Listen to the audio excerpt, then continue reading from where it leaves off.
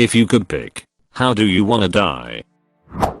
If you ever need help, then please know that there are many qualified people who would like to help you. Link, link, link, link, UK, link, AU. There are crisis services worldwide that are trained to provide support. They are designed to give temporary relief from feelings that are overwhelming you, and while they are unlikely to fix any underlying problems, can help you get through a tough hour-night week. Chat services are usually available on these sites. In the US, calling 211 or going to their website is a free referral. Source: they have providers who will see you regardless of your ability to pay. Just as you would see a doctor when you are sick, you deserve to take care of your mental health. In my bed, of natural causes, at 2500, the day you turn 2500, the day before your 2501st birthday, or somewhere in between. Day before, why not? Like my uncle, he died in his mid-90s, just a few years after his wife died. He was a retired physician. He got a cancer diagnosis that he knew was fatal, but he had some time, so he spent his remaining months touring the country, seeing his kids, grandkids and great-grandkids, his nephews and nieces, friends, etc. He had a grand old time. Then, pretty much exactly to the timetable he had estimated, he took a bad turn. He summoned his kids who took turns talking with him at his bedside in hospice. At one point, my cousin Chris was with him as he faded in and out of consciousness. The phone rang. Chris answered and said, "No, Dad's not conscious right now. This is not a good time." But his dad perked up. "Who is that?" he asked. "Just some friends of yours," said my cousin, who handed the phone to my uncle. They exchanged a few words. Then the friends arrived 20 minutes later with a couple bottles of amazing vintage wine. My cousin said, "No, Dad, you're on a lot of painkillers. Alcohol would be a very bad idea." My uncle laughed and said, "Well, what's the worst that could happen?" There was an awkward silence, and then everyone started laughing. The wine was delicious, and he lasted another 48 hours. That's how I want to go out. That sounds like a simply outstanding way to go. A great end to a long life. I bet he was a great man. He was a playful, relaxed soul. Pain-free. Most of all, I hope to live a relatively long life, but not long enough to need people to change my diapers. No thank you. I have always said that, if someone has to change my diapers, I want them to give me a go to sleep forever pill. I'm a big supporter of legal, well-regulated euthanasia. I think everyone should have the choice in when they go. Nobody should be forced to go through huge amounts of pain and indignity at the end of their lives. It is really cruel in so many cases. Exactly. It's humane to put down an animal to save it from suffering. But a human has to linger and wait to die. Sometimes painfully. It's bullshit. When we were making a decision to put our dog down or not, the vet said, think of his 3 favorite things to do and ask yourself if he can still do them. If not, what sort of quality of life is that? It made sense. And then I think of how many humans die, not only unable to do their favorite things, but unable to go to the toilet, feed themselves, even breathe on their own. And that is what makes me in favor of legal euthanasia. In my sleep peaceful like. On the opposite end definitely, not from slipping in the shower on the slick floor, lathered and shampooed up from hitting my head on the spigot as I fall to my demise. I read about someone who dies in a shower after slipping and hitting her head, but it wasn't blunt force. Her hair clogged the drain and she drowned. I'm not an emotional person, and reading bad things or even awful things normally doesn't faze me, but that story got me. I would like to unread this post. Being hit by a meteor. The idea of a space rock that could have traveled millions of miles through space and only to have its journey timed up perfectly with where I'm at the moment would be crazy. I mean, the odds would literally be astronomical. The epicenter of your own Tunguska, or just leave a small crater. No, big enough to nuke the world. Don't wanna die alone after all. A second coming of the blast that killed the dinosaurs. Then, I wonder how long humanity would last. Right next to the detonation of a nuclear bomb. I watched a video which stated that you would die before the impulses from your sensory nerves were able to travel through your nervous system to register the pain. You would literally die and not know what happened. Pretty terrifying when you think about it. That as I'm typing this, I could literally just disappear and not even know without warning. I'm sure the call out from a nearby operator, nuke inbound, as someone received their 30th kill in a row, would be warning enough to be honest. Edit thank you for the awards. Kind strangers. Blowing up in my sleep. Man found dead in his bed after unexpectedly gaining 10 million subscribers on Instagram. Edit well this blew up. Staying out of bed for a while. Dead in bed is an actual medical condition, which apparently happens to young men in their late teens early 20s when they have a heart attack randomly and just don't wake up again. What a comforting thing to think about. Well, I'm neither make nor young, but as long as it's painless or didn't wake me up, I'd be thrilled to go this way, going out in a silent bang. I want to be right beside a nuclear bomb as it detonates. You'd probably die before you could even think what that metal box thingy is. That's the point. Rest in atomized pieces. Like my grandma, her heart stopped suddenly while sleeping. Must have been painless. Changed my mind. I just remembered she died alone, without having anyone around for 1 week.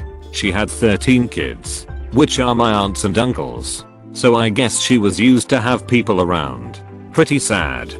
I wondered, if your heart stops beating, are you still alive for a few minutes and eventually die from hypoxia, or whatever it is? If awake, you'll only be so for a few seconds. Death is a process, rather than a single event. It would depend how you're defining being dead. But yes, technically, if your heart isn't pumping blood around, then your brain isn't getting the bits it needs, mainly oxygen, and dies from that. These days, you aren't dead until you're warm and dead. Link.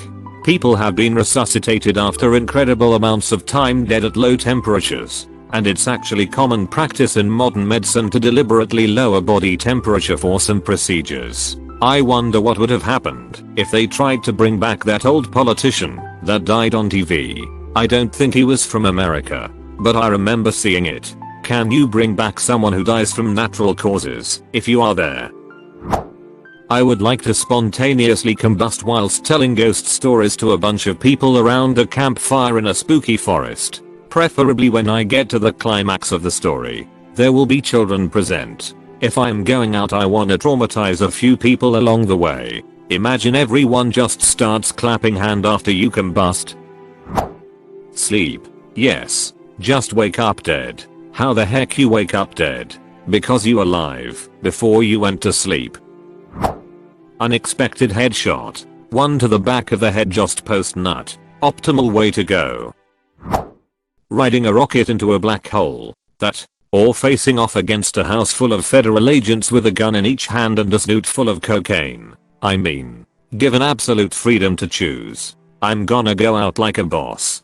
Being tossed specifically into a supermassive black hole would be better. You'd be able to survive the tidal forces due to the size of the black hole, only dying from lack of oxygen before having to experience spaghettification. You'd be able to watch the universe disappear around you, as well as having the unique title of only human to have been causally disconnected from the universe while alive. Yeah, spaghettification sounds like one of the worst ways to die, lol. It'd be quick, or I suppose very slow, depending on your point of view, relatively speaking.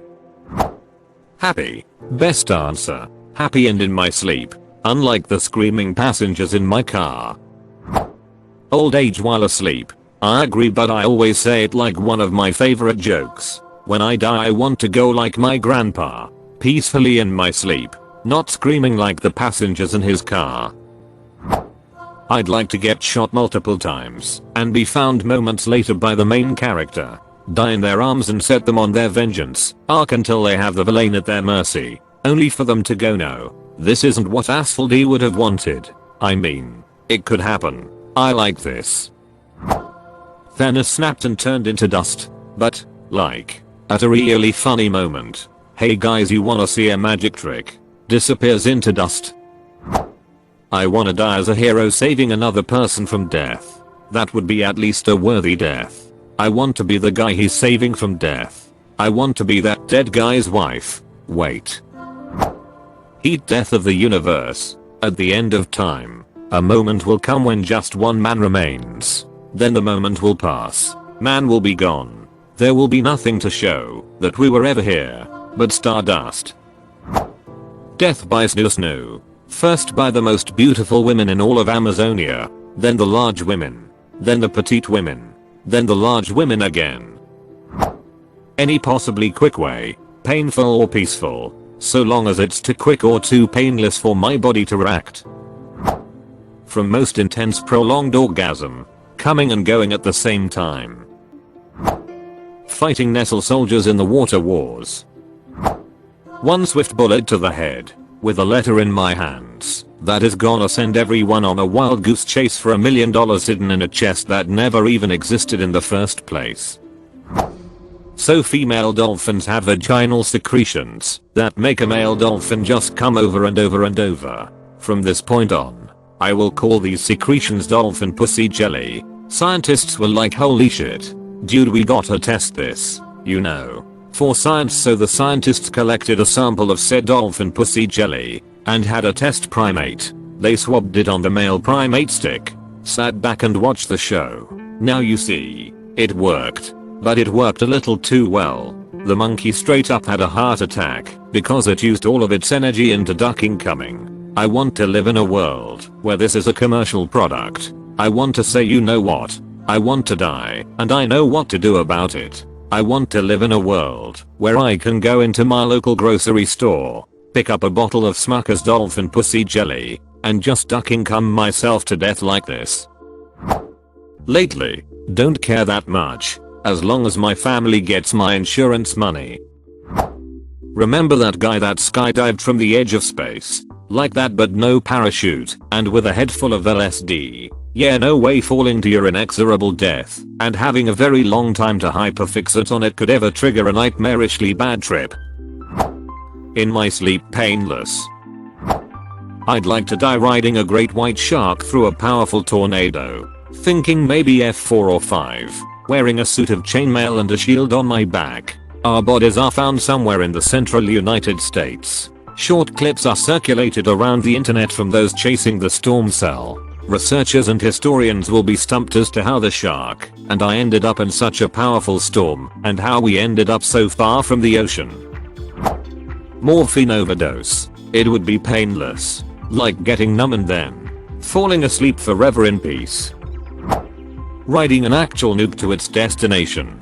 Doctor Stranger love style. Although the idea of either getting sucked into a black hole or ramming into an object at light speed is also appealing. Monty Python answered this question for me, chased off a cliff by topless supermodels wearing helmets and knee pads. I don't care about the pain. I just think about people who will find my body, and I'm hoping it won't be suicide. At one point in time, I would have read this and been confused by I hope it won't be suicide, because I would have thought, isn't it a choice? But a couple years ago, I have been there, where you feel out of control and betrayed by your mind. I had thoughts I never realized I'd be capable of having. Basically, I read your comment and I thought, I hope you're doing okay and I wish you well. Peacefully in my sleep like my grandfather, not yelling and screaming like the passengers in his car. In my own bed, at the age of 80, with a belly full of wine and a girl's mouth around my cock. I was scrolling looking for this comment. Seems like people forgot already.